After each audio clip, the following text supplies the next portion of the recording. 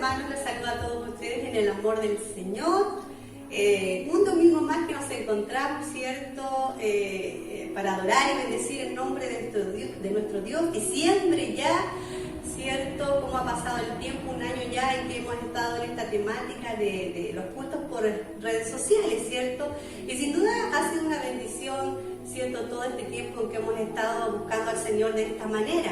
A veces, ¿cierto? Quizás antes nuestras familias no podían llegar o ir a las iglesias, pero ahora el culto ha llegado hasta los hogares, así es que es imposible, ¿cierto?, que nuestras familias no hayan sido bendecidas, ¿cierto?, con este tiempo de buscar al Señor en nuestros hogares. Así es que agradecidos de nuestro Dios por todo este tiempo. Se terminó la cuarentena, se acabó la cuarentena, gracias a Dios, pero siempre tomando los resguardos necesarios para que esto cada día vaya menguando más, si Dios así lo permite. ¿Cómo no estar agradecidos de nuestro Dios? ¿Cómo no adorar y bendecir el nombre de nuestro Dios? Y Él ha sido bueno. Así es que lo invito a que juntos, ustedes ahí en sus hogares y yo aquí, nos presentemos delante de nuestro Dios en oración, busquemos al Señor en oración y le demos juntos gracias a nuestro Dios por todo lo bueno que Él ha sido. Así es que les voy a invitar entonces a que nos presentemos delante de nuestro Dios. Padre, en el nombre de Jesús, nos dirigimos delante de tu presencia, mi Dios amado.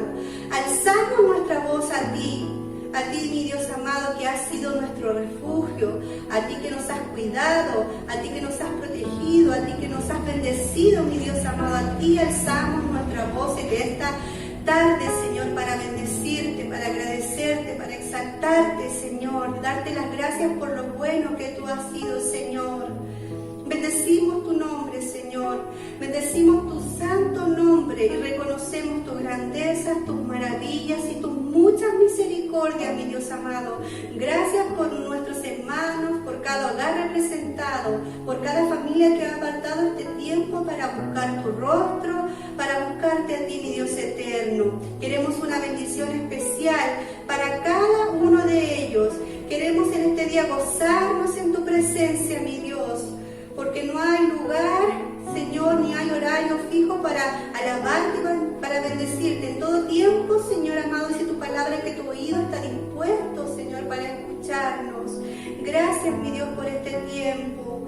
Dios mío, oramos por cada hogar. Si hay alguien que se sienta triste, que se sienta desanimado, que se sienta con pocas fuerzas, Señor amado, queremos que en este día, a través de tu Espíritu Santo, Señor, tú les visites.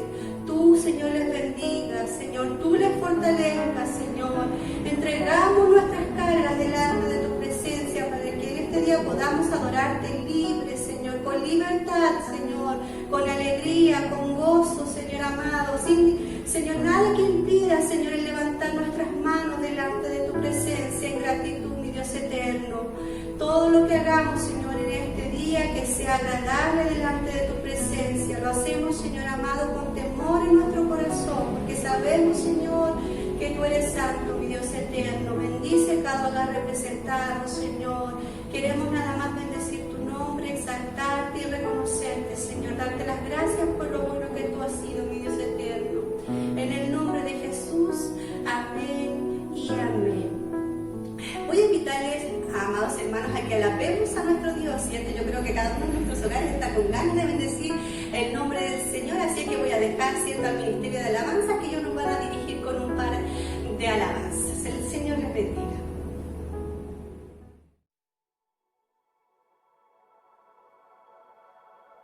Me envuelves hoy con una canción, melodía de tu amor.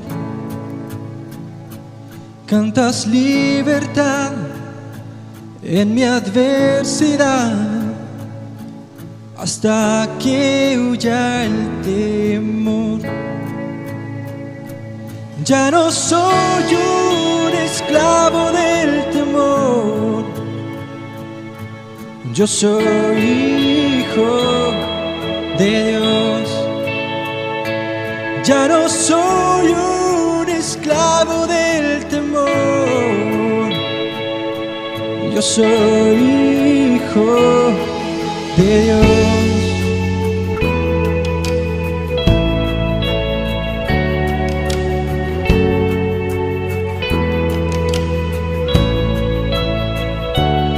desde el vientre fui escogido en ti. Me llamo el amor. De nuevo nací, recibido en ti. Tu sangre en mí fluyó. Ya no soy un esclavo del temor. Yo soy hijo de Dios. Ya no soy un esclavo del temor. Yo soy hijo de Dios. Ya no soy un esclavo del temor. Yo soy hijo de Dios. Ya no soy un esclavo del temor. Yo soy hijo de Dios.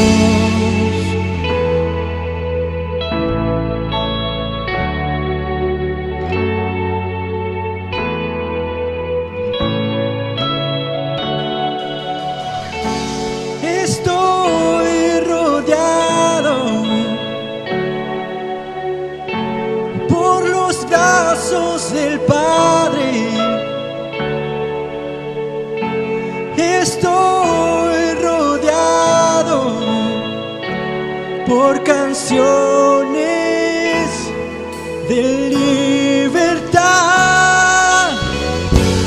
Fuimos liberados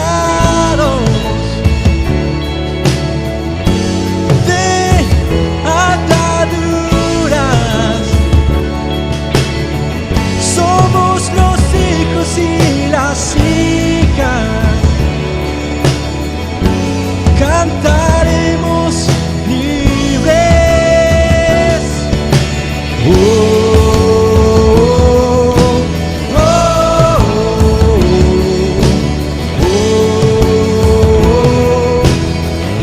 oh,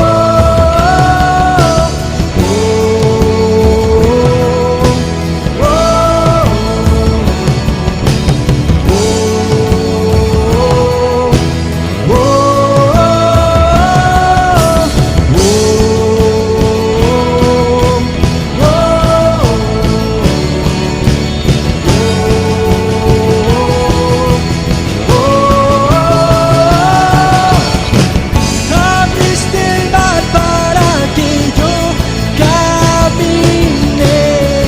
Tu amor ahogó todo el temor. Me rescataste y yo cantaré.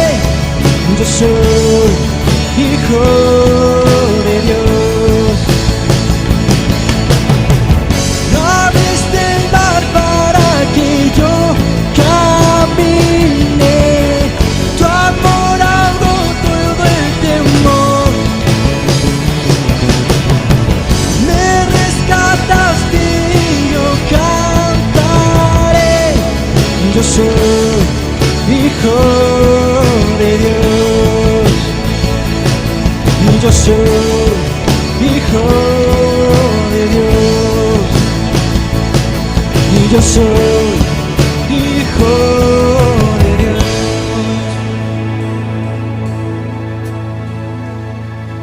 Y yo solo sé que yo soy su hijo.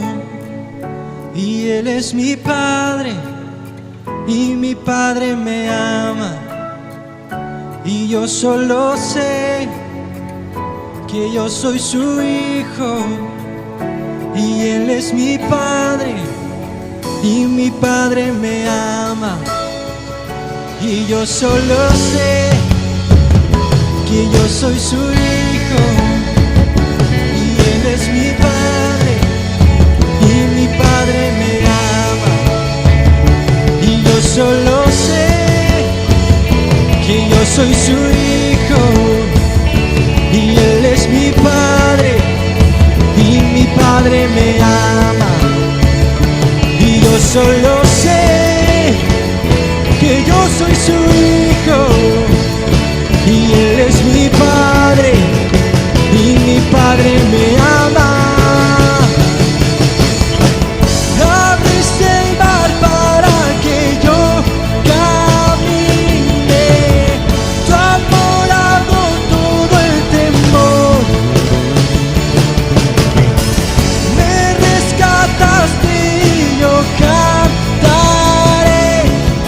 soy hijo de Dios. Y yo soy hijo de Dios. Y yo soy hijo de Dios.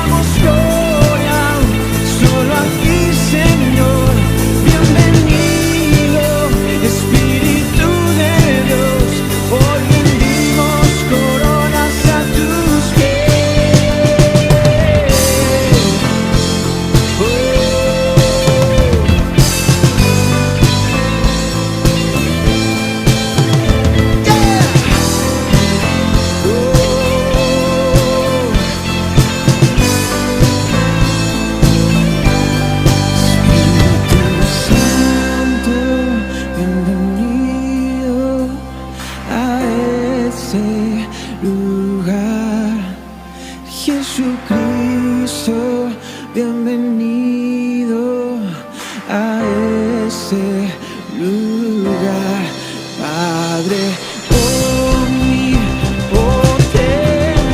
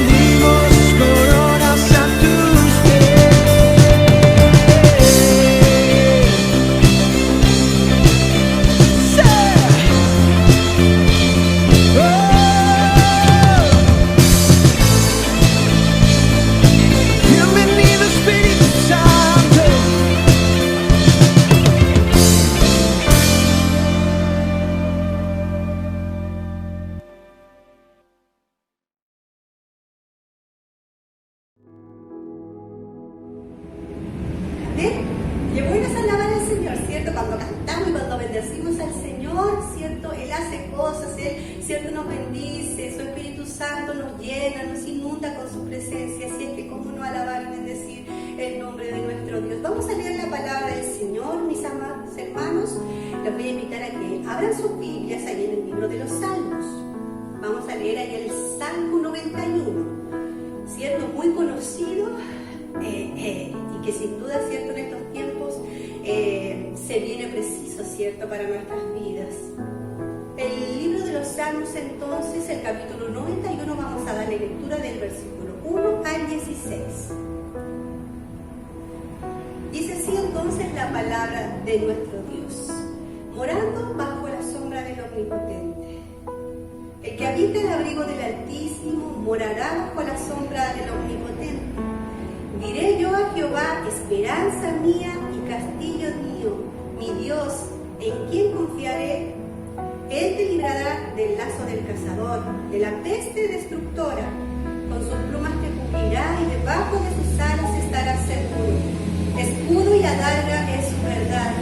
No temerás el terror nocturno, ni saeta que vuele de día, ni pestilencia que ande en oscuridad, ni mortandad que en medio del día destruya. Caerán a tu lado 1000 y 10.000 a tu diestra, mas a ti no llegarán.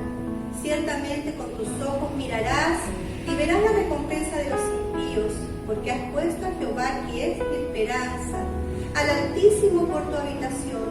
No te sobrevendrá mal, ni plaga tocará tu morada, pues a sus ángeles mandará acerca de ti, que te guarden en todos tus caminos. En las manos te llevarán para que tu pie no tropiece en piedra. Sobre el león y las vid pisarás, hollarás al cachorro del león y al dragón. Por cuanto has puesto en mí su amor, yo también lo libraré. Le pondré en alto, por cuanto ha conocido mi nombre. Me invocará y yo lo responderé. Con él estaré yo en la angustia. Lo libraré y le glorificaré. Lo saciaré de larga vida y le mostraré mi salvación. Amén. La palabra, ¿cierto?, de nuestro Dios siempre es bendita, ¿cierto? Siempre trae bendición y alegría a nuestras vidas. Amén. Voy a dejarlos, amados hermanos, con dos números especiales, ¿cierto? Hemos sido bendecidos en este día. Dos hermanas han querido, ¿cierto?, bendecir al Señor de la forma que ellas saben. Una es mi hermana Sonia González, que ella va a cantar una alabanza al Señor, y la otra es nuestra hermana, amada hermana Ruth Salgado, que ella va a traer también un poema que ella los mismos, ¿cierto?, los crea. Así que voy a dejar entonces con ustedes a mis dos hermanas, ¿cierto?, que ellas quieren bendecir al Señor. Luego de que ellas, ¿cierto?, presenten sus números especiales, voy a dejar entonces a mi pastor Pedro Ulloa, que él viene con el mensaje del día de hoy. Dios les bendiga, mis amados hermanos. Bien, hermanos, les saludo en el amor del Señor. Hoy les voy a presentar esta hermosa alabanza que es para la honra y la gloria de Dios.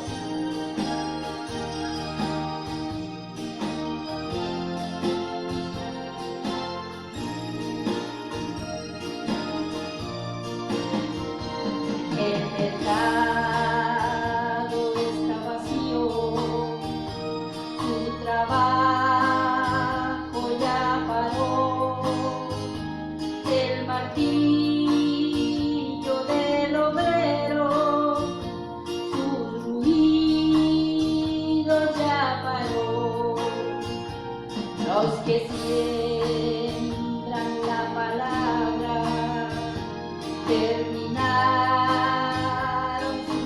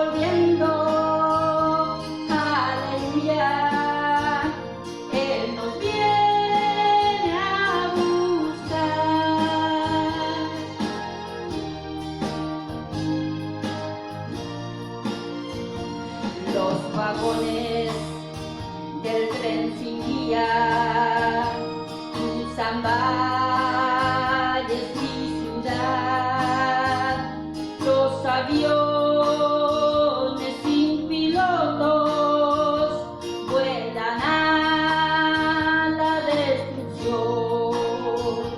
La ciudad está desierta, en silencio se quedó.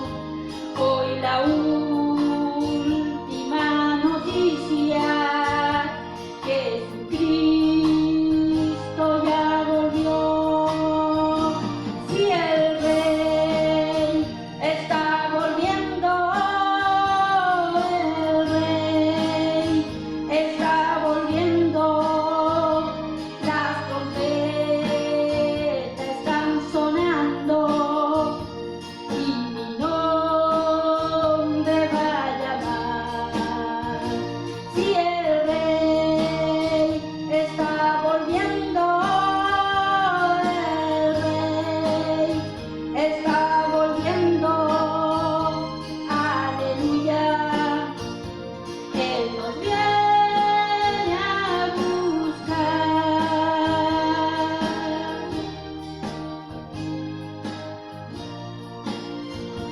Multitudes veo subiendo, oigo un coro celestial, todo el cielo se está abriendo y Cristo aparecerá como estruendo de muchas aguas.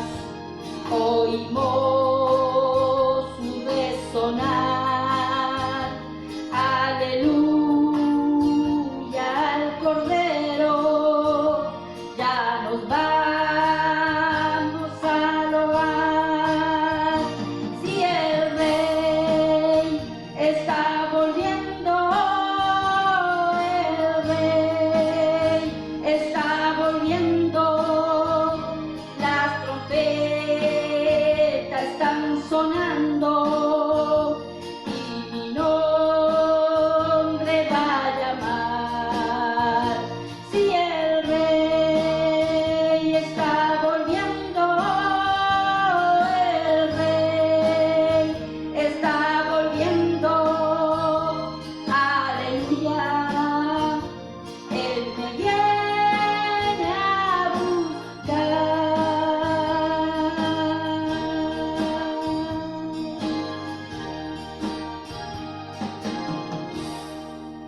Amén.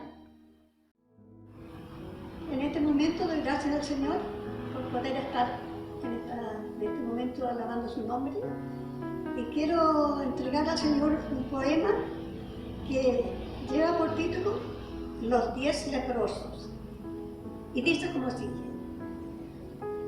profunda y dulce calma envuelve la campiña, cayó la fuente y el pájaro en su trino, ni el céfiro conmueve la corpulenta encina al paso majestuoso del noble peregrino. Acércanse dolientes 10 míseros leprosos, id a los sacerdotes, les dice él dulcemente, y cuando a la aldea presurosos se dirigen, por fuerza misteriosa sanar cada uno siente. Mas un samaritano que entre ellos se encontraba, al ver el portentoso milagro del Señor, vuélvese corriendo donde Jesús estaba y postrándose le adora con supremo fervor. ¿Qué? ¿No eran 10 los enfermos que con lastimero acento por sanidad clamaron? ¿Y por qué da gloria a Dios tan solo este extranjero? ¿Y los 9, a dónde están? ¿Acaso no sanaron? Así decía Jesús, con el alma entristecida al ver tan negra escena, de humana ingratitud. Siempre la buena dádiva y al dador se olvida. Agradecer es raro. Cuán rara esa virtud. Señor, yo quisiera como aquel samaritano, dame el impulso santo de agradecer los bienes que prodigia derrama tu poderosa mano para mí y a los ingratos que en tu voluntad mantienes. Amén. Hola hermanos, que el Señor les bendiga a cada uno de ustedes, a cada uno de los que nos están acompañando en este servicio dominical. Esperamos que el Señor les bendiga grandemente. Sin duda es así, el Señor siempre nos bendice. Quiero que abran su Biblia, hermanos, en el libro de Marcos capítulo 9, versículos 30 al 41. Libro de Marcos capítulo 9, versículos 30 al 31. Y si no tiene su Biblia a mano, no se preocupe, lo que yo voy a ir leyendo va a ir también saliendo en la pantalla. Dice así: habiendo salido de allí, caminaron por Galilea, y no quería que nadie lo supiese, porque enseñaba a sus discípulos y les decía: el Hijo del Hombre será entregado en manos de hombres y le matarán, pero después de muerto resucitará al tercer día. Pero ellos no entendían esta palabra y tenían miedo de preguntarle. Y llegó a Capernaum, y cuando estuvo en casa les preguntó: ¿qué disputabais entre vosotros en el camino? Mas ellos callaron, porque en el camino habían disputado entre sí quién había de ser el mayor. Entonces él se sentó y llamó a los 12 y les dijo: si alguno quiere ser el primero, será el postrero de todos y el servidor de todos. Y tomó un niño y lo puso en medio de ellos, y tomándole en sus brazos les dijo: el que reciba en mi nombre a un niño como este, me recibe a mí, y el que a mí me recibe, no me recibe a mí, sino al que me envió.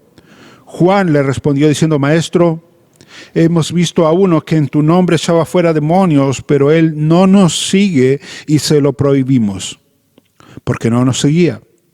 Pero Jesús dijo: no se lo prohibáis, porque ninguno hay que haga milagro en mi nombre que luego pueda decir mal de mí. Porque el que no es contra nosotros, por nosotros es. Y cualquiera que os diere un vaso de agua en mi nombre, porque sois de Cristo, de cierto os digo que no perderá su recompensa. Señor, te alabamos, bendecimos tu nombre. Señor, un día más, un domingo más, yo te doy gracias por el privilegio que tú nos sigues dando, Señor, aún de predicar tu palabra, Señor, para tu iglesia y para todos aquellos que nos están viendo, escuchando o nos verán y nos van a escuchar. Señor, háblanos por medio de tu palabra, por medio de tu espíritu. Convéncenos de pecado, de juicio. Muéstranos, Señor, la condición de nuestro corazón.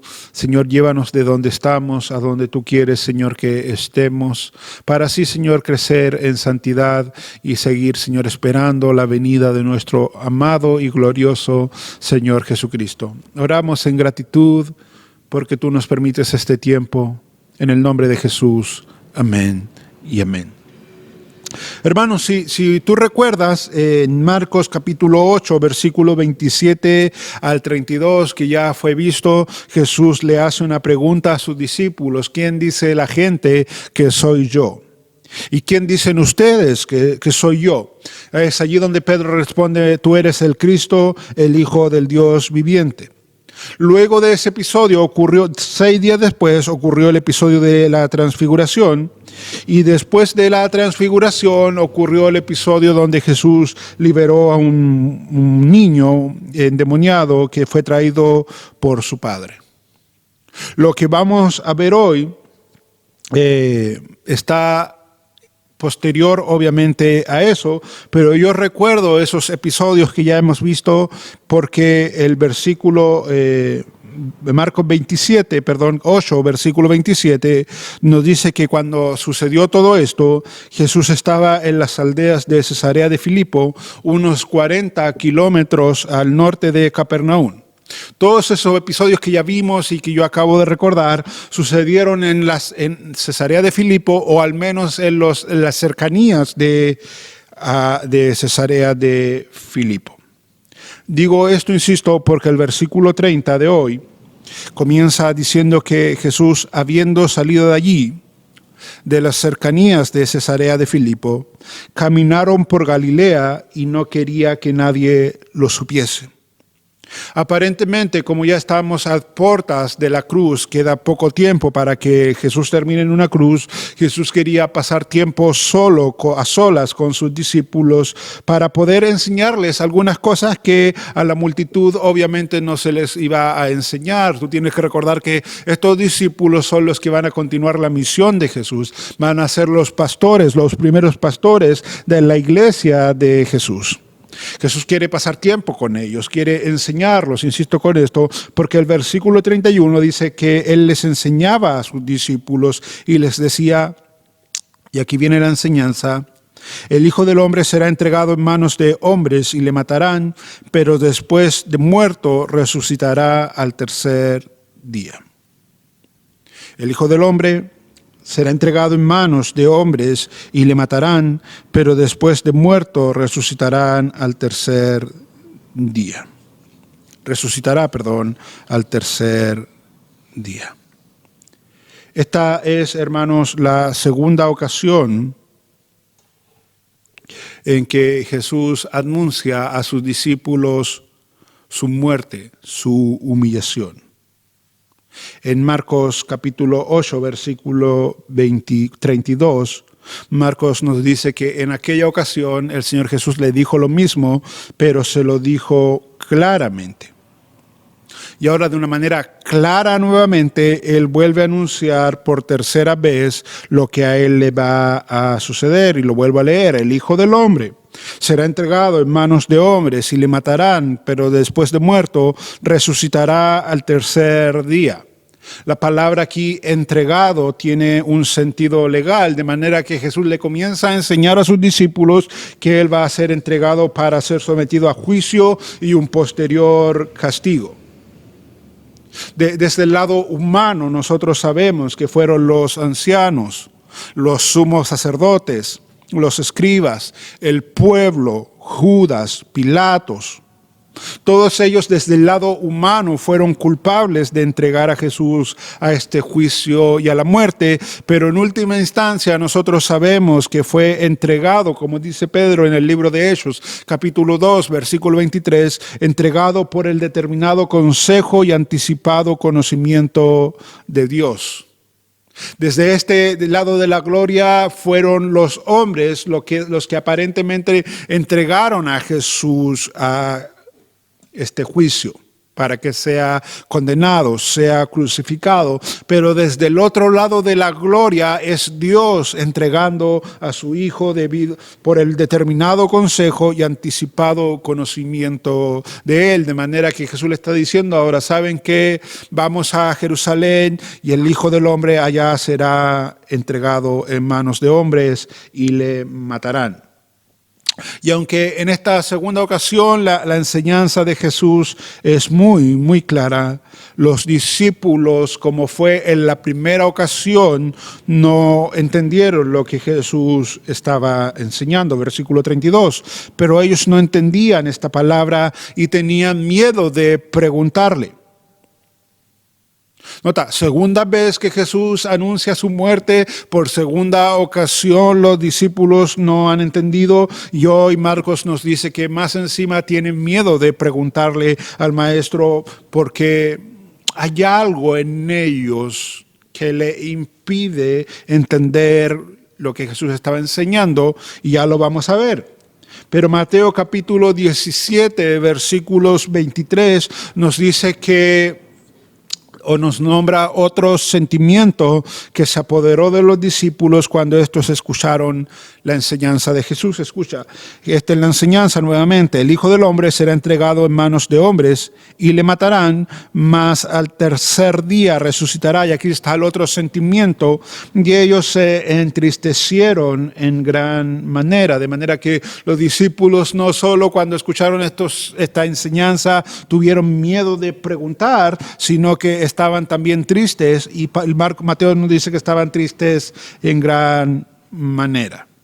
Ahora yo te acabo de decir que hay una razón de por qué los discípulos no estaban entendiendo las enseñanzas de Jesús.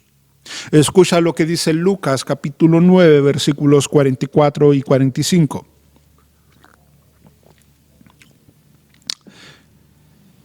Haced que estas palabras penetren en vuestros oídos. Haced que estas palabras penetren en vuestros oídos, porque el Hijo del Hombre va a ser entregado en manos de los hombres. Versículo 45.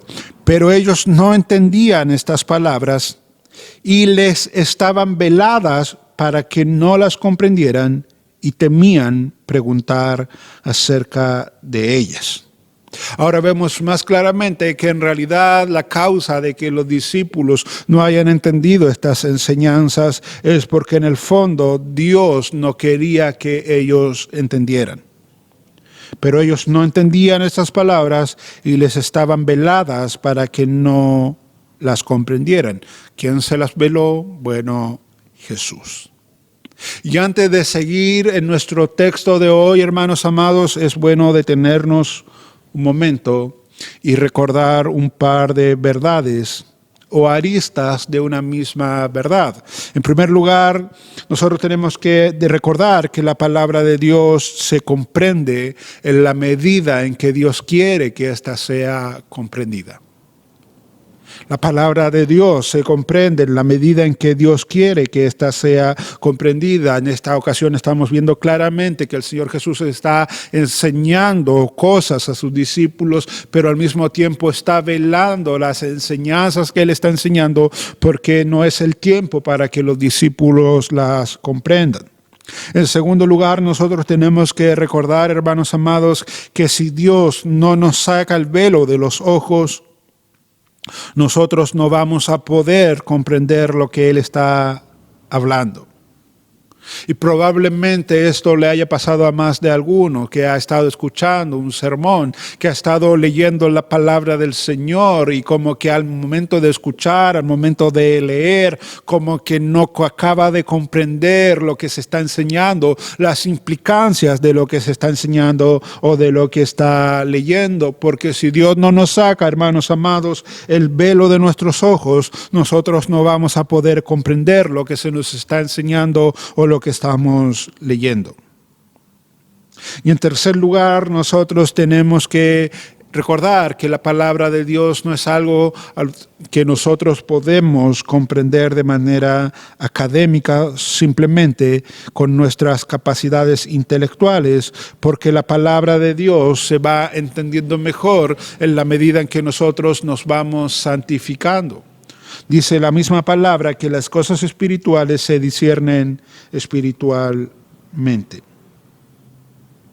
El tema no es que los discípulos no hayan tenido la capacidad intelectual para comprender las enseñanzas de Jesús. El tema es que lo que Jesús le estaba enseñando estaba siendo velado al mismo tiempo para que ellos no lo comprendiesen.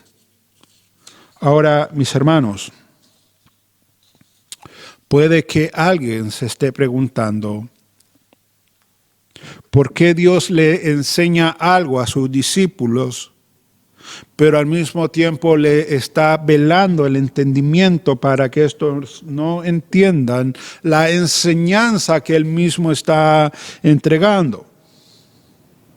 Y aunque a la luz de la palabra la respuesta no está del todo clara, lo más probable es que los discípulos aún no estaban preparados para asimilar las implicaciones de esa enseñanza. Lo cierto, mis hermanos, es que Dios nos va revelando su palabra en la medida en que nosotros somos capaces de entender y asimilar lo que esa palabra implica. Dios nunca va a poner vino nuevo en odres viejos. Él nunca va a revelarnos algo que Él sabe que nosotros no vamos a cumplir o que no estamos listos para recibir.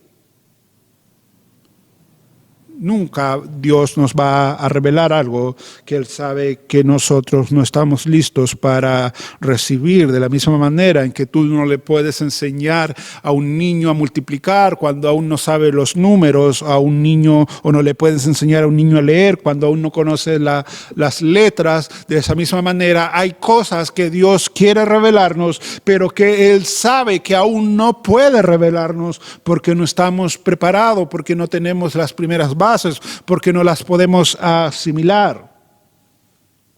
Y eso le pasó a los discípulos y eso nos pasa a nosotros también. Escucha lo que dice Juan capítulo 16, versículo 12. Aún tengo, está hablando Jesús, aún tengo muchas cosas que deciros, pero ahora no las podéis sobrellevar. Quisiera decirles muchas cosas más, pero la realidad es que como están ustedes ahora, ustedes no la van a poder sobrellevar, de manera que yo ahora no se las voy a decir, versículo 13, pero cuando venga el Espíritu de verdad, Él los guiará a toda la verdad, porque no hablará por su propia cuenta, sino que hablará todo lo que oyere y os hará saber las cosas que habrán de venir, tiempo futuro. Los discípulos no estaban preparados para sobrellevar todas las enseñanzas de Jesús. Aunque Jesús hubiese querido decirles todas las cosas, Él sabía que sus discípulos no estaban capacitados. O tal vez les enseñaba esto y se las velaba al mismo tiempo para que una vez cuando esto haya ocurrido, cuando Jesús ya haya muerto, haya resucitado, los discípulos entendieran que no fue un accidente, sino que fue obviamente parte de un plan de Dios. Porque eso fue precisamente lo que Jesús hizo con los caminantes de Emaús. Tú conoces la historia, 2 discípulos caminando hacia Emaús, tristes porque el Mesías, el supuesto Mesías, había muerto. El hombre en el que ellos tenían las esperanzas puestas había sido crucificado. Ya es el tercer día en que esto había ocurrido. Y aunque ellos no sabían que ese hombre era Jesús, el que caminaba con ellos, el texto nos dice que Jesús tuvo que comenzarle a recordar todas las escrituras, todo lo que la escritura decían de él, para que estos caminantes de Emaús vieran que eso no fue un accidente, sino que fue algo que ya había sido revelado por el Padre. Ahora, sea cual sea el caso, lo cierto es que Jesús está enseñando y el entendimiento de los discípulos al mismo tiempo está siendo velado. Jesús llega con sus discípulos a Capernaum, entran a una casa, aparentemente a la casa de Pedro, porque en el relato hay cierta familiaridad con la casa. Escucha versículo 33. Y llegó a Capernaum, y cuando estuvo en casa, te das cuenta, ya hay una familiaridad, les preguntó: ¿qué disputabais entre vosotros en el camino? Mas ellos callaron. 40 kilómetros aproximadamente caminando, y los discípulos venían disputando entre ellos, y aunque no lo vemos en los textos anteriores, lo podemos inferir por el versículo de ahora, que Jesús venía observando la discusión, escuchando la discusión que estos discípulos traían, al punto que le dicen: ¿qué disputaban vosotros en el camino? Mas ellos callaron. Y la razón de que ellos guardaron silencio está en el mismo versículo, porque en el camino habían disputado entre sí, escucha, quién había de ser el mayor. ¿Quién había de ser el mayor. Una vez que el maestro se vaya, la disputa entre estos apóstoles, entre estos discípulos, era quién iba a ser el más grande, quién iba a ser el líder, quién aparentemente iba a ser la cabeza del grupo una vez que Jesús ya no esté. Tal vez ellos pensaron, bueno, el maestro nos está hablando de que él va a morir. No entendemos la parte de que él va a resucitar, porque él es el que resucita a las personas. Vimos cómo él resucitó a Lázaro, pero si él se muere, que él lo va a resucitar a él. Eso no lo entendemos. Tenemos miedo, estamos tristes, no queremos preguntarle. Lo único que hemos entendido es que él se va a morir, y si pretendemos seguir unidos, alguien tiene que ser el líder. Y esa es la discusión que ellos traen. Tú puedes creer que Jesús acaba de hablar de su humillación, que Él como el Hijo del Hombre va a ser entregado, va a ser crucificado, va a ser muerto. Él acaba de hablar de su humillación. Y los discípulos vienen pensando en su propia exaltación. ¿Quién va a ser el más grande? Por un lado, el Hijo de Dios les está diciendo que Él se ha despojado de todo al punto de terminar en una cruz como un pecador más. Y por otro lado, los discípulos peleando entre ellos, viendo quién iba a estar por sobre todos los demás. Y allí tú te das cuenta la distancia sideral que hay entre el corazón de Cristo y el corazón de los hombres. El corazón de Cristo es un corazón humilde. Aprended de mí, que soy manso y humilde. El corazón del hombre es un corazón orgulloso. Y sabes, hermano, es el orgullo en el corazón el que siempre nos lleva a disputarnos los primeros lugares. Es el orgullo en nuestro corazón el que siempre quiere ser reconocido, el que quiere ser servido. Es el orgullo en el corazón el que nos lleva en busca de todas estas cosas. Es, por otro lado, la humildad. La humildad no se molesta cuando le toca el último lugar. No se ofende cuando no es reconocida. Es la humildad la que mueve al individuo a servir a los demás. El orgullo, por contraparte, no se somete, pero siempre quiere someter a los demás. De ahí la disputa, ¿quién va a ser el mayor? Y si hay una disputa es porque obviamente nadie quería ceder. ¿Por qué tú? ¿Por qué no tengo que ser yo? ¿Por qué tú vas a estar por sobre mí? Yo fui llamado primero, yo tengo más credenciales. Hey, no, yo me imagino a otro diciendo, pero yo igual puedo liderar. No, pero tú no estuviste en la transfiguración. Nosotros, la disputa está entre nosotros tres, que somos los principales, Pedro, Juan y Jacobo. Yo me puedo imaginar todo eso. Porque, insisto, que es el orgullo, hermanos amados, en el corazón del hombre, el que le lleva a querer tener siempre el reconocimiento, el ser servido, el ocupar los primeros lugares por sobre todos los demás. Por esa razón, cuando Pablo escribe a la iglesia de los Filipenses en el capítulo 2, versículo 3, Pablo dice: nada hagáis por contienda o por vanagloria, antes bien con humildad, porque esto que Pablo nos va a decir ahora no es imposible si no hay una humildad, si no hay humildad en el corazón. Con humildad, estimando cada uno a los demás como superiores a él mismo. Y si queda alguna duda de cómo esto luce en la práctica, Pablo en el capítulo 2 va a introducir precisamente el ejemplo de Jesús. Es la humildad la que no se molesta cuando ocupa el último lugar y considera a los demás como superiores a él mismo, pero es el orgullo el que se irrita cuando es puesto en el último lugar, porque el orgullo siempre quiere estar en el primer lugar. Por eso cuando Cristo les pregunta ¿y qué disputabais en el camino?, ellos guardaron silencio, porque sabes, la pregunta de Cristo dejó en evidencia lo que había aún en sus corazones.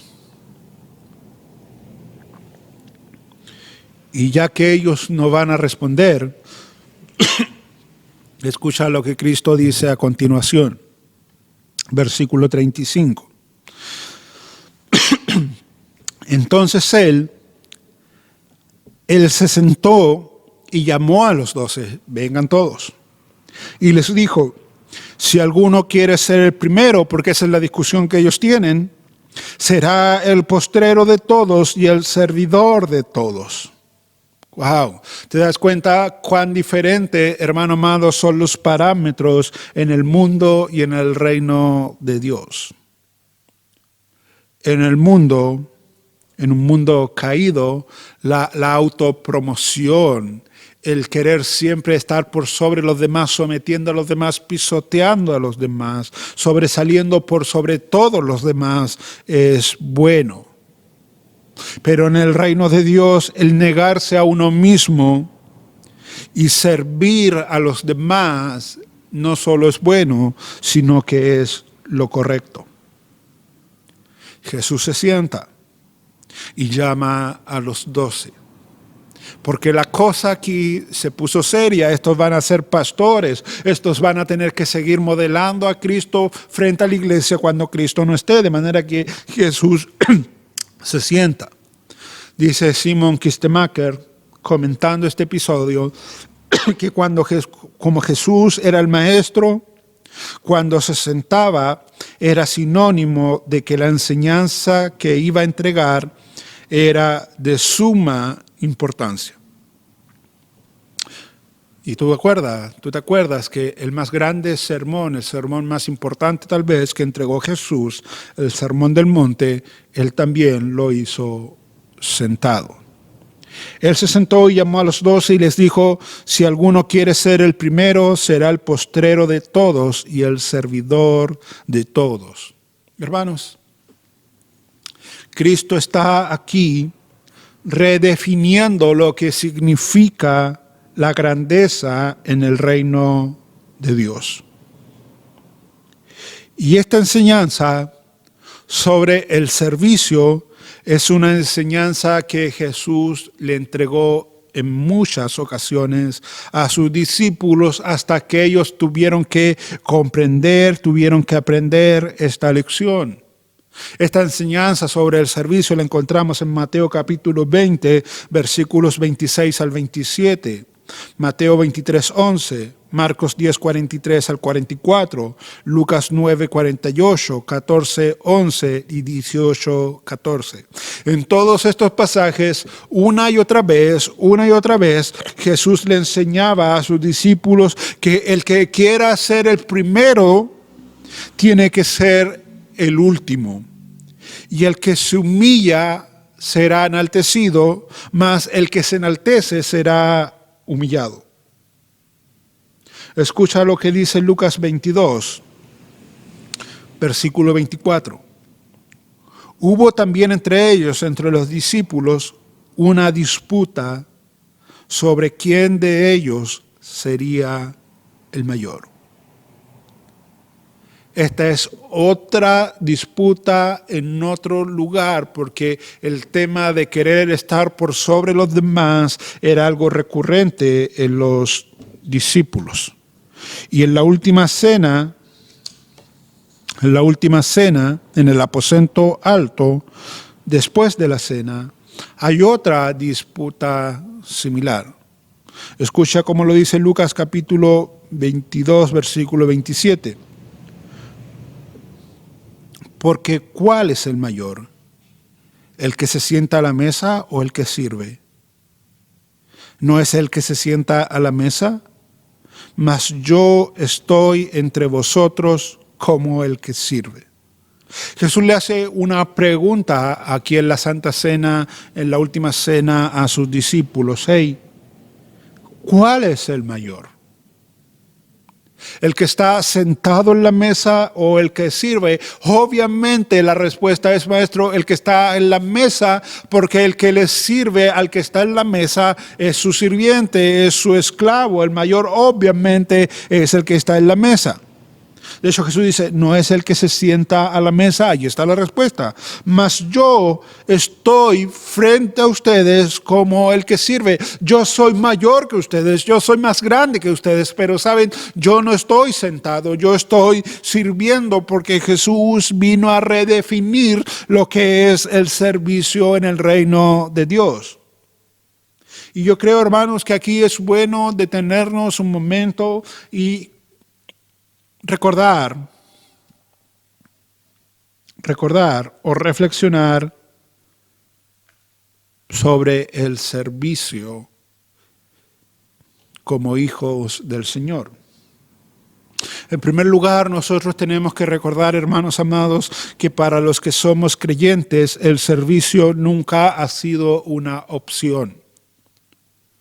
Juan 13:14 dice, pues si yo, el Señor y el Maestro, he lavado vuestros pies, vosotros también debéis lavaros los pies los unos a los otros. Si yo, siendo el Señor y el Maestro, he servido, le he dejado este ejemplo, ustedes debiesen hacer lo mismo, porque el servicio para ustedes no es opcional. Yo vine como su Maestro a servir, no a ser servido, de manera que si ustedes me van a seguir, ustedes no están para ser servidos, ustedes están para servir. En segundo lugar, nosotros tenemos que recordar que es el orgullo, hermanos, el que nunca sirve. Es la humildad la que siempre está dispuesta a servir. Chuck Swindoll, en una de sus ponencias, dijo en una ocasión, la rama con más fruto es la que se dobla más abajo. Y yo creo que esa es una gráfica manera de decirlo. Tú has visto los árboles frutales, las ramas entre más frutos tienen, más se doblan hacia abajo y entre menos frutos, más levantadas están. Lo mismo sucede con nosotros. Entre más cultivamos el fruto del Espíritu, más abajo vamos a estar y una vez estando abajo, más vamos a servir. Pero entre menos cultivamos el fruto del Espíritu, más arriba, más erguidos vamos a estar y como estamos arriba, vamos a pensar que los demás nos tienen que servir, porque es el orgullo el que nos sirve, es la humildad la que siempre está dispuesta a servir. En tercer lugar, la humildad sirve sin imponer sus condiciones. La humildad sirve sin imponer sus condiciones. Jesús dijo en Juan 12:49, porque yo no he hablado por mi propia cuenta, el Padre que me envió, Él me dio mandamiento de lo que he de decir y de lo que he de hablar. Hermanos, Cristo no le dijo al Padre, muy bien, ese es tu plan de redención, vamos a salvar a los hombres, yo voy a ir, me toca ir, pero sabes, como yo voy, yo lo voy a hacer como yo quiero, yo voy a decir lo que yo quiero, yo voy a salvar a los hombres a mi manera. No, Cristo vino e hizo lo que el Padre en su determinado consejo y anticipado conocimiento había planeado, al punto que Él dice, ¿sabe qué? Yo no he hablado por mi propia cuenta. El Padre me envió y como Él me envió, Él me dio mandamiento de lo que he de decir y de lo que he de hablar, porque la humildad sirve sin imponer sus propias condiciones. ¿Saben, hermanos? Muchas veces, el Señor sabe que es testigo de esto, he escuchado a distintas personas decir, bien, pastor, yo lo hago, pero lo hago a mi manera. Usted me está pidiendo eso, la iglesia me está pidiendo eso, yo lo hago, pero lo hago a mi manera, lo hago en mi tiempo. Lo hago como yo quiero, cuando yo quiero. Si no estamos dispuestos a servir cuando se nos pide, cómo se nos pide y con quién se nos pide, entonces nuestro corazón aún no ha sido cambiado por un corazón de siervo. Hermanos, no es lo mismo hacer un acto de servicio que llevar una vida de servicio.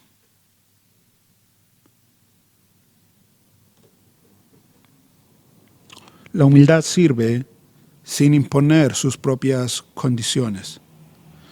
En cuarto lugar, nosotros tenemos que aprender que la vida de servicio o la ausencia del servicio deja en evidencia el amor que hay en nuestro corazón. Frecuentemente nos servimos más porque no amamos más. No amamos a Dios ni a los hermanos. 1 Corintios 13 nos dice que el amor nunca busca lo suyo, sino que busca lo del otro, de manera que cuando yo amo al otro, yo voy a servir al otro. La vida de servicio o la ausencia del servicio deja en evidencia el amor que hay en nuestro corazón. No servimos más porque no amamos más. En quinto lugar, para servir, nosotros necesitamos morir a nosotros mismos. Y saben, hermanos, cuando nosotros servimos a los demás en los tiempos que se nos piden, en la manera en que se nos piden y a quien se nos pide que sirvamos, eso contribuye a destruir el orgullo con el cual todos nosotros hemos nacido.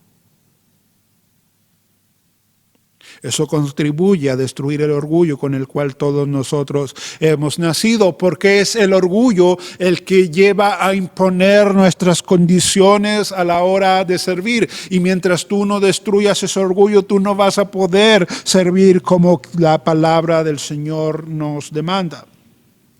En sexto lugar, la vida de servicio nos permite vivir centrados en el otro, y por lo tanto me ayuda a salir de mí mismo, con lo cual también destruimos nuestro egocentrismo. Cuando nosotros estamos centrados en servir, estamos centrados en el otro, eso ayuda a que el egocentrismo que hay en nosotros sea destruido. En séptimo lugar, nosotros tenemos que aprender que para servir nosotros debemos renunciar a nuestros derechos. Y esto, hermanos amados, nos ayuda a destruir los conflictos entre las personas. Cuando nosotros servimos, lo hacemos porque hemos renunciado a nuestros derechos. Y esto inmediatamente nos ayuda a destruir los conflictos entre las personas, porque la mayoría de los conflictos se deben a que nosotros constantemente estamos imponiendo a los demás nuestros propios derechos. Pero cuando servimos y renunciamos a esos derechos, los conflictos se acaban. De ahí que Pablo dice en Filipenses 2, cómo hizo Cristo, que Él, aun siendo Dios, no escatimó aquello como cosa que aferrarse, sino que se despojó y luego vino, se hizo hombre, se hizo siervo y murió en la cruz. Él renunció a sus derechos. El tema es que nosotros frecuentemente echamos en cara nuestros derechos. Queremos imponerle a los demás nuestros derechos y eso nos lleva a vivir vidas en conflicto con los demás. En octavo lugar, cuando servimos, entendemos que no se trata de nosotros, sino de Dios. Y como se trata de Dios, el servicio nos obliga, hermanos amados, a modelar una vida cristiana acorde a lo que profesamos.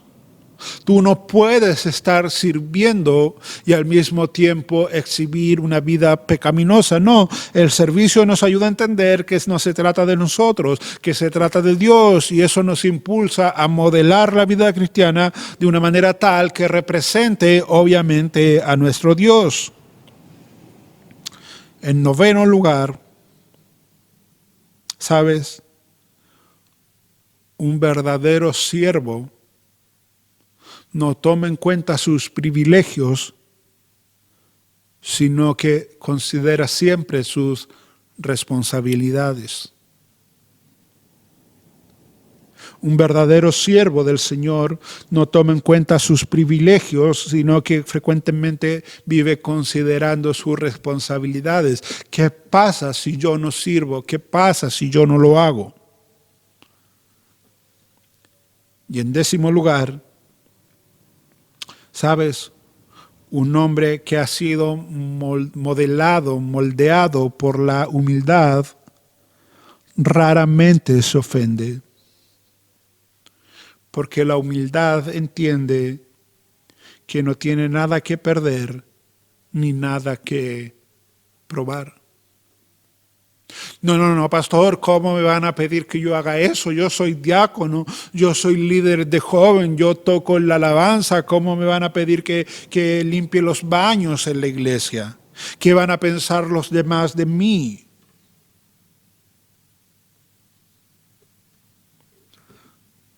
La humildad raramente se ofende, porque la humildad reconoce que no tiene nada que perder ni nada que probar, y la razón de aquello es que la humildad nos pone por debajo de todos. Acuérdate que es la humildad la que nos lleva a reconocer a todos los demás como superiores a nosotros mismos, y una vez que estamos debajo entendemos que ya no tenemos nada que perder ni nada que probar. Pero cuando tú te crees que estás por sobre los demás, tú tienes que mantener esa posición.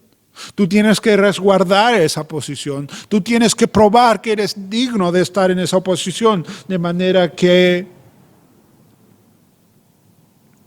vives ofendido cuando te piden que tú sirvas en algo que según tú no es acorde a la posición que tú tienes. Ahora, mis hermanos, si el Dios de los cielos, el que creó todas las cosas, vino, se hizo hombre, se hizo siervo, y aun cuando estaba en condición de hombre, hizo algo, se rebajó de tal manera que lo llevó a lavar los pies a los discípulos.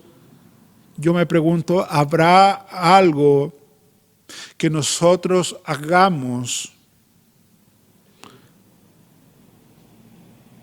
que no corresponda a nuestra posición?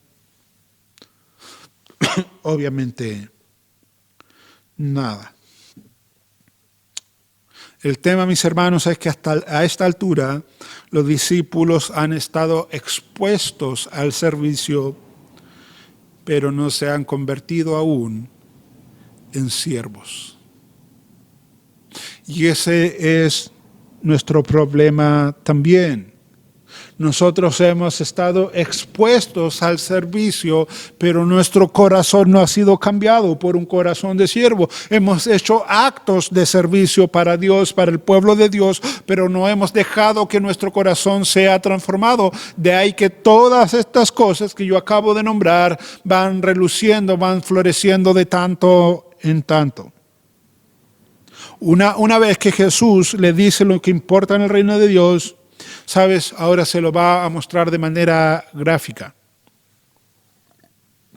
Escucha lo que dice el versículo 36.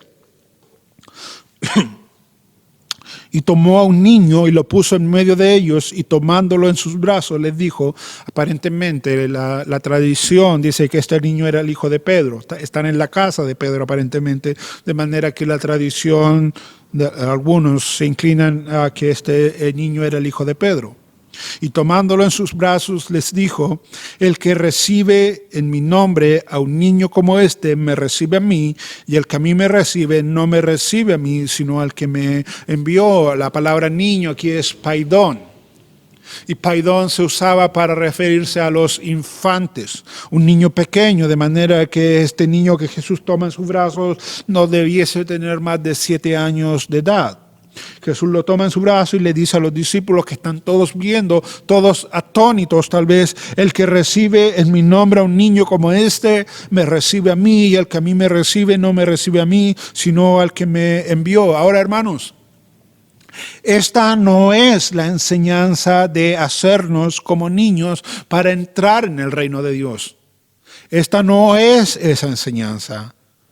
Esa es otra enseñanza en otro contexto, en otro lugar. Jesús ahora le está diciendo a sus discípulos que ellos tienen que recibir a un niño, no hacerse como niños. Jesús toma a este niño porque tú tienes que recordar que en el primer siglo los niños, las mujeres, los esclavos eran personas socialmente despreciadas. Eran personas socialmente despreciadas, sin valor, al punto que se consideraba un desperdicio de tiempo conversar con una mujer, enseñarle a algún niño. Nuevamente, esto nos enseña que lo que el mundo desprecia frecuentemente es apreciado por Dios y viceversa. Generalmente lo que es apreciado por Dios es despreciado por el mundo. Recuerda que esta enseñanza tiene relación con la actitud de los discípulos. Ellos querían poder, importancia, grandeza. Ellos querían sentarse uno a un lado de Jesús y el otro al otro lado del trono. Ellos querían gobernar, ellos querían señorear sobre los demás. Eso es lo que había en el corazón de los discípulos. Pero a la luz del contexto, el pequeño o los pequeños aquí vienen a representar a los creyentes. De ahí que Jesús dice: el que recibe en mi nombre a un niño como este, me recibe a mí, y el que a mí me recibe, no me recibe a mí, sino al que me envió. Hermanos, escucha. La manera en que tú tratas a los demás creyentes es como tú tratas a Cristo. La manera en que tú tratas a los demás creyentes es como tú tratas a Cristo, al punto que Cristo sabe que si tú recibes a un niño como este, me estás recibiendo a mí. Y si me recibes a mí, no solo me recibes a mí, sino que recibes al que me envió, a Dios Padre. Pero la verdad también es al revés. Lo cierto es que si tú no recibes a un niño como ese, tú te estás negando a recibir a Cristo. Y si tú te niegas a recibir a Cristo, no solo no lo recibes a Él, sino que no estás recibiendo al que lo envió. De manera que la manera en que tú tratas a los demás creyentes es con la manera en que tú estás tratando a Cristo. Cuando tú maltratas a otro creyente, tú estás maltratando a Cristo. Cuando tú tratas bien a otro creyente, tú estás tratando bien a Cristo. Ahora yo quiero que tú pienses un momento, hermano amado, a la luz del conocimiento que tú tienes, al lado de qué personas frecuentemente está Jesús en los evangelios. Jesús nunca está al lado de Pilato, que es el emperador romano. Él no estaba al lado del sumo sacerdote, ni de los escribas, ni de los fariseos. Él estaba al lado de lo que la sociedad despreciaba. Escucha. Jesús estaba al lado de los cobradores de impuestos, los niños, las mujeres, las prostitutas, los leprosos, los endemoniados, los samaritanos, los desamparados, los desposeídos, los destituidos, los sin hogar, los sin recursos, los enfermos, todos aquellos que para la sociedad eran invisibles, a los ojos de Jesús se hacían visibles. Todos los desplazados eran reunidos, todos los ignorados eran atendidos. En Cristo nace la esperanza para todo aquel que se siente inferior y la vergüenza para el que se siente superior.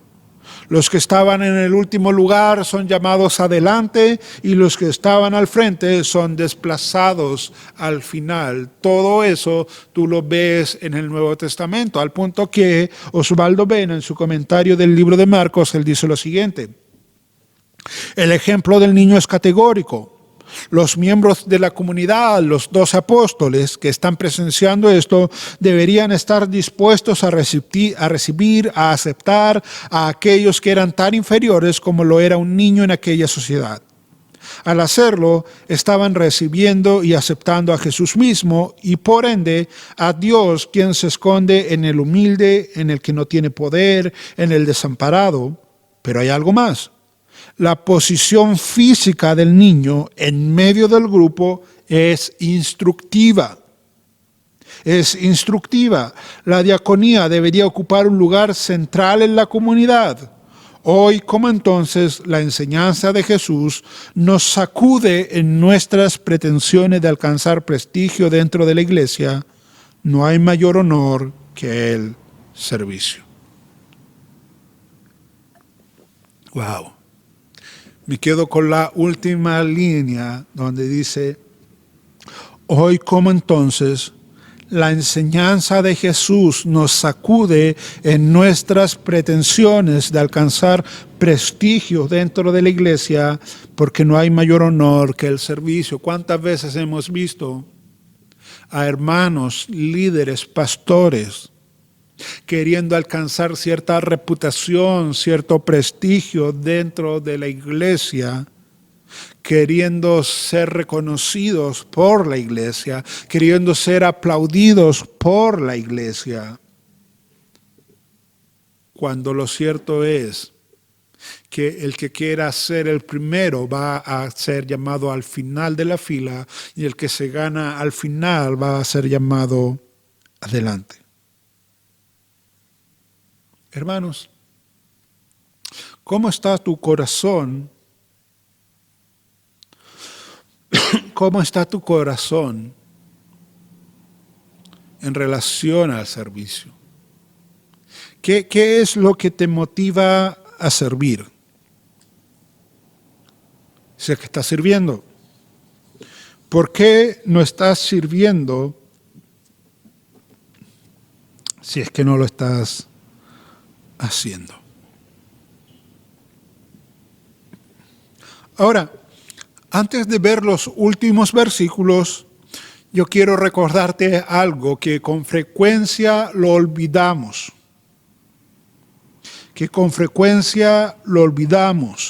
Y es que nosotros somos lo que somos y tenemos lo que tenemos por gracia y solamente por gracia. Hermano, sácate de la cabeza que tú tienes algo por mérito propio. Sácate de la cabeza que tú lo que tienes lo has logrado por tu esfuerzo, por tus capacidades. Todo lo que nosotros somos, todo lo que nosotros tenemos es por gracia y solamente por gracia en todo ámbito de la vida. Si nosotros hemos logrado madurar en la fe cristiana es por gracia. Si hemos recibido cierto grado de revelación de Dios es por gracia. Si podemos aportar a la obra de Dios, ya sea con nuestros dones o con nuestros recursos, es por gracia, porque la Biblia dice: ¿qué tienes que no hayas recibido? Si Dios te ha usado en alguna ocasión para algo específico, es por gracia. Si ocupas un cargo de liderazgo en la obra o si vas a ocupar un cargo en el futuro, es por gracia, no por tus capacidades, es por gracia. Sácate de la cabeza que hay méritos en ti. Y digo todo esto porque cuando nosotros olvidamos esto que yo te acabo de decir, comenzamos a creer que porque nosotros servimos, porque nosotros damos, tenemos que tener ciertos privilegios. Porque yo doy, tengo que tener un trato especial. Y en algunos casos llegamos a pensar que porque Dios nos usa, nosotros podemos llegar a controlar la obra, y no es así. Yo he estado en presencia de hermanos que porque daban un aporte significativo a la iglesia, pensaban que la iglesia no tenían derecho a disciplinarlos cuando estaban en pecado. Sácate de la cabeza que tú mereces algo. Hermanos, no merecemos nada. ¿Qué tienes que no hayas recibido? Y si lo recibisteis, ¿por qué te glorías como si no lo hubieses recibido? Dice el apóstol Pablo. Todo lo que nosotros tenemos es absolutamente por gracia. La madurez, los recursos, lo que podemos hacer, cómo Dios nos usa, todo es por gracia. Somos barro. Él es excelentemente, eternamente grandioso. Él no nos necesita a nosotros.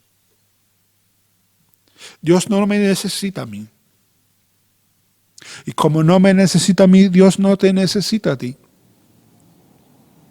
De ahí que Pablo dice que tenemos esto en vasos de barro para que la excelencia del poder sea de Dios y no de nosotros. Pero pastor, ¿por qué nos está diciendo eso? Porque yo quiero que tú lo tengas claro a la hora de ver los versículos 38 en adelante. Para que tú no peques como pecaron estos apóstoles en estos versículos. Escucha. Ya estamos hablando del servicio. Juan le respondió diciendo: Maestro, hemos visto a uno que en tu nombre echaba fuera demonios, pero él no nos sigue. Y se lo prohibimos porque no nos seguía. Pero Jesús dijo: No se lo prohibáis, porque ninguno hay que haga milagros en mi nombre que luego pueda decir mal de mí, porque el que no es contra nosotros, por nosotros es. Y cualquiera que os diere un vaso de agua en mi nombre, porque soy de Cristo, de cierto os digo que no perderá su recompensa.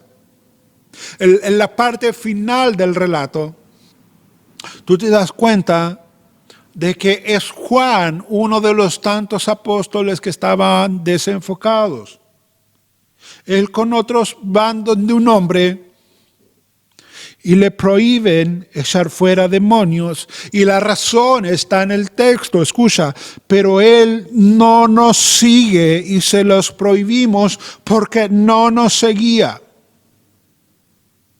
Ellos fueron donde este hombre que no sabemos quién es, porque esta historia no está, no está relatada, solo está relatada la actitud de los discípulos para que nosotros aprendamos a no cometer los mismos pecados de ellos. Ellos fueron, hablaron con este hombre y le prohibieron seguir echando fuera a los demonios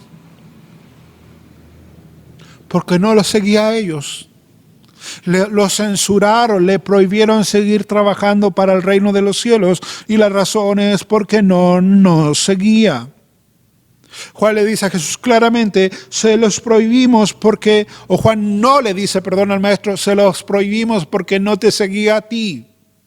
No, se los prohibimos porque no nos seguía a nosotros. Wow. Este es el mismo Juan que en cierta ocasión sale a predicar. Y porque la gente no lo quiere escuchar, él piensa que tiene la atribución de hacer caer fuego del cielo y matarlos a todos. Este es el mismo Juan que quiere señorear y que le pide a Jesús varias veces sentarse con su hermano a un lado y a otro lado. Y cuando Jesús no lo quiere escuchar, van donde su madre para que ella venga a interceder por ellos. Y yo creo, hermanos, que Juan y Jacobo actuaban así porque ellos no han entendido lo que yo te acabo de decir.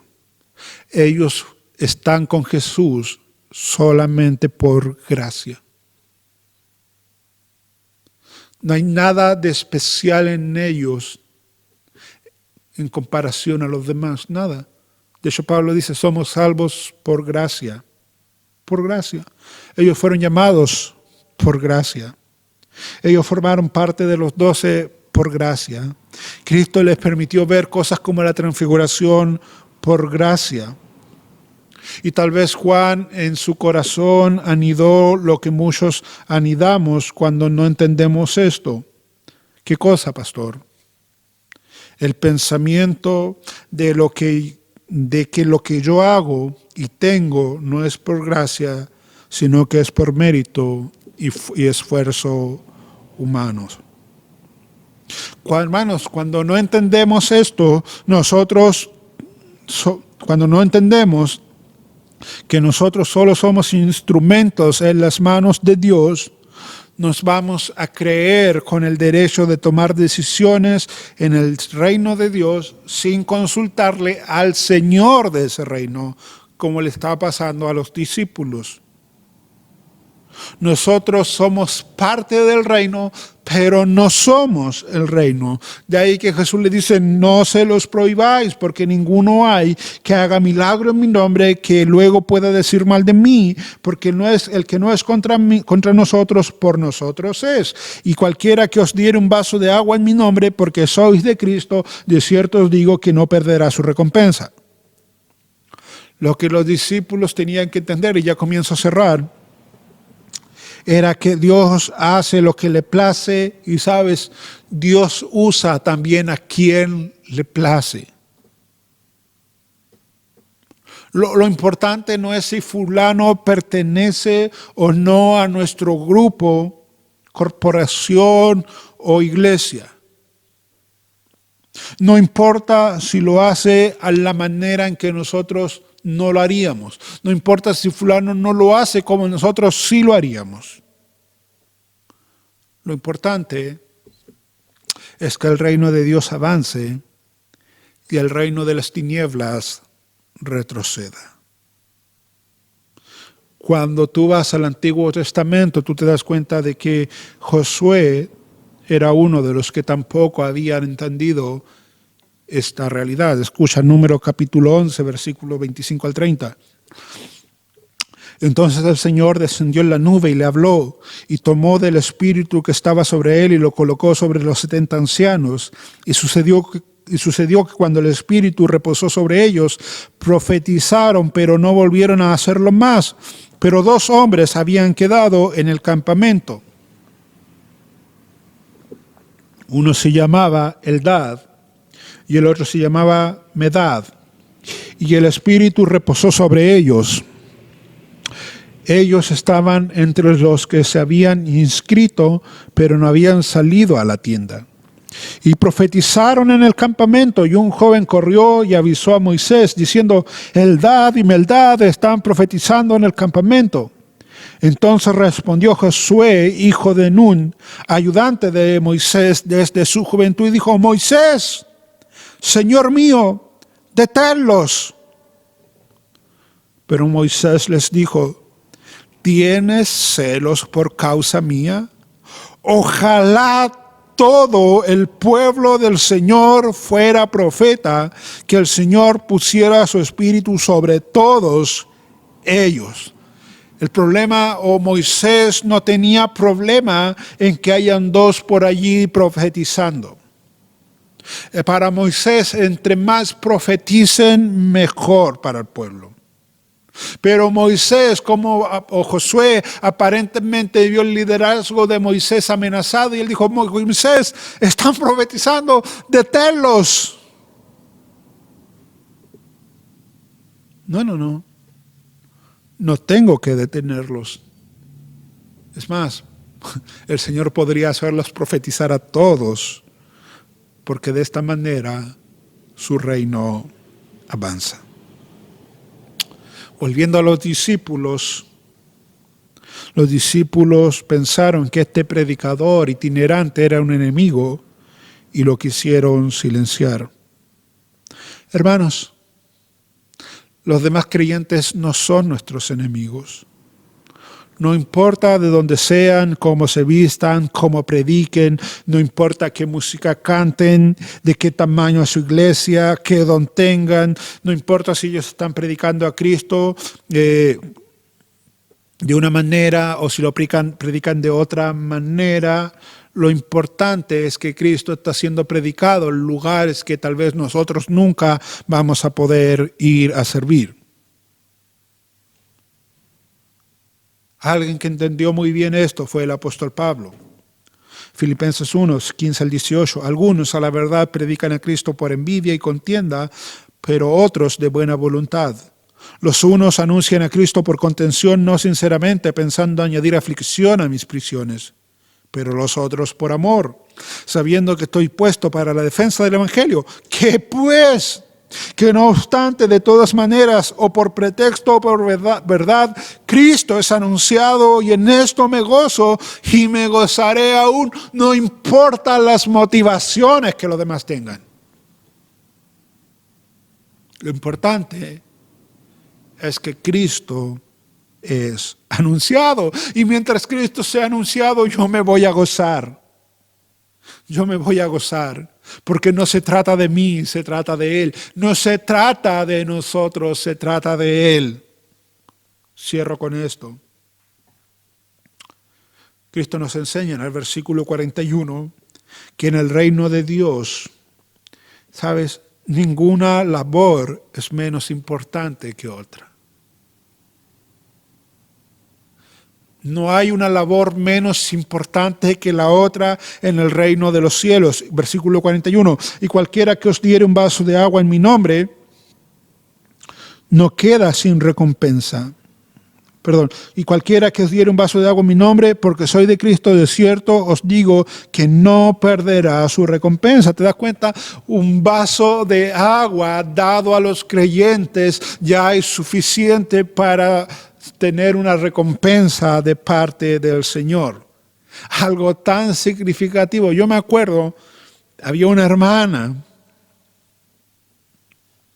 que su ministerio, o parte de su ministerio, era tenerme el agüita antes de predicar. Y ella se preocupó al punto tal que compró una jarrita especial. Me decía, pastor, esa es de usted, que no se la ocupen, esa agüita es para usted, para que usted pueda predicar. Algo humanamente tan insignificante, pero al mismo tiempo tan importante, porque sin agua yo no hubiese podido predicarle a la iglesia en general. Y ella se preocupaba de tenerme todos los domingos, en la tarde, en la mañana, cuando hacía estudios, cada vez que yo me paraba en el púlpito, la hermana se preocupaba de tenerme el agüita. Y uno dirá, pero pastor, ¿tan poco hacía la hermana? No, espera. Y cualquiera que os diere un vaso de agua en mi nombre, porque sois de Cristo, de cierto digo que no perderá su recompensa. Es una hermana que sirvió por amor y tiene grande recompensa. Hermano, hermana, ¿en qué estás sirviendo tú? ¿Qué servicio le estás prestando al reino de los cielos? ¿Sabes? 5 cosas, y ahora sí que cierro. Dios nos pide, hermanos amados, Dios nos pide por medio de su palabra que cesemos en nuestro hambre de poder, prestigio, reconocimiento, posiciones y comencemos a servir. En segundo lugar, Dios nos pide que nos sacudamos de nuestra pasividad y sirvamos. Frecuentemente el reclamo de aquellos que están sirviendo en las iglesias de pastor, siempre somos los mismos. Siempre estamos los mismos. Y yo le quiero hablar a aquellos que no forman parte de ese grupo de los mismos, aquellos que están pasivos, que no sirven, que no quieren involucrarse. Hermanos, sacúdete de tu pasividad, tú fuiste llamado para servir. Si tú estás sentado y no quieres servir, no es porque tú no sepas servir. El tema es que tu orgullo te está consumiendo. El tema es que tu egocentrismo no te deja pensar más allá. El tema es que tu amor por el Señor no es tanto para que tú te puedas involucrar en la obra del Señor. Pero hermano, sacúdete de todo aquello.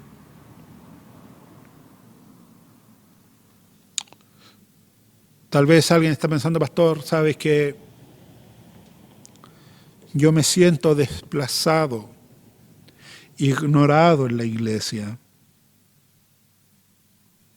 poco visto. ¿Sabes?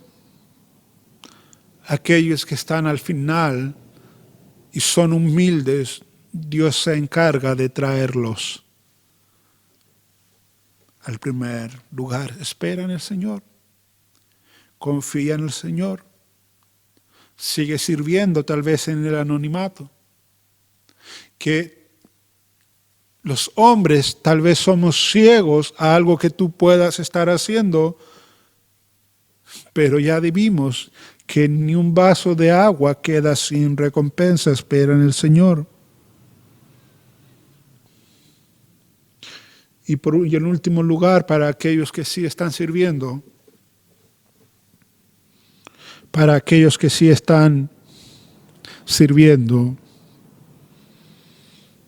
saben, nuevamente el vaso de agua, hermanos, nada queda sin recompensa. Nada queda sin recompensa delante del Señor. No te canses. No te canses. No desmayes. El depositario de nuestro servicio siempre son los hombres. Pero el que nos da la recompensa es el Señor. A Él servimos. A Él servimos. Padre, te alabo y bendigo tu nombre por tu palabra. Señor, yo quiero orar para pedirte, Señor, ayúdanos a ser siervos. Ayúdanos a servir. Señor, aplasta el orgullo que hay en nuestra vida. Señor, aplasta, Señor, el pecado que hay en nuestra vida, que no nos deja, Señor, servir. Ese orgullo que quiere ser servido, pero no servir, aplástalo, sácalo, quémalo, Señor, en el nombre de Jesús. Cultiva en nosotros, oh Señor, un corazón de siervos. Oro, Señor, para que traigas un despertar a tu iglesia. Para que traigas un despertar, Padre eterno, y tu iglesia comience a reflejar a Cristo, que siendo el Señor y Maestro vino a darnos un ejemplo y Él vino a servir. Cultiva eso en nosotros, en nuestras vidas. Señor, te bendecimos en el nombre de Jesús. Amén y amén. Dios les bendiga, hermanos amados. Nos vemos en otra ocasión. Bien, mis amados hermanos, Dios bendiga a nuestro pastor Pedro, ¿cierto? Renueve su fuerza. A veces pensamos que como, ¿cierto?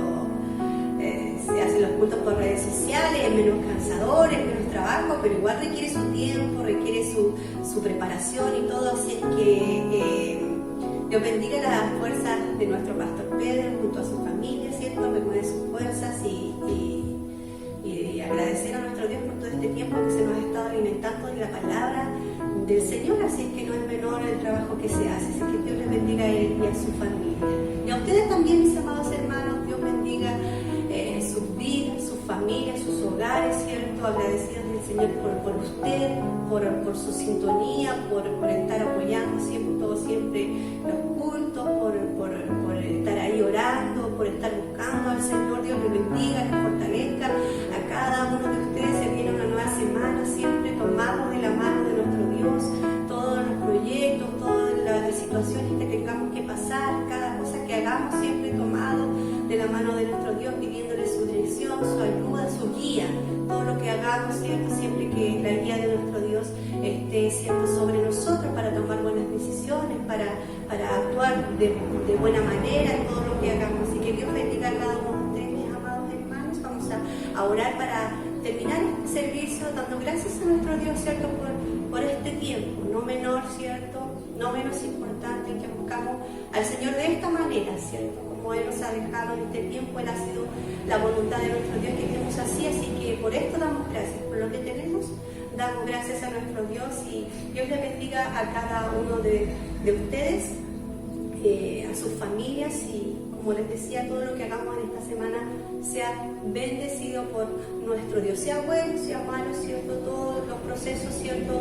Con la ayuda de nuestro Dios nos ayudan a bien, así es que siempre tomados de la mano de nuestro Dios. Padre, en el nombre de Jesús una vez más nos dirigimos delante de tu presencia, mi Dios eterno, para darte gracias por este tiempo de poder buscar tu rostro, Señor, de poder buscar, Señor amado, tu hermoso rostro, poder cantar a tu nombre, poder escuchar tu palabra, mi Dios eterno. Gracias, gracias. Sabemos, a veces lo tomamos como algo tan normal, tan natural, pero detrás de todo esto hay un trabajo, hay una preparación, está tu voluntad que nos permite también reunirnos, Señor amado, en nuestros hogares. Es tu palabra que tú pones en nosotros el querer como el hacer por tu buena voluntad.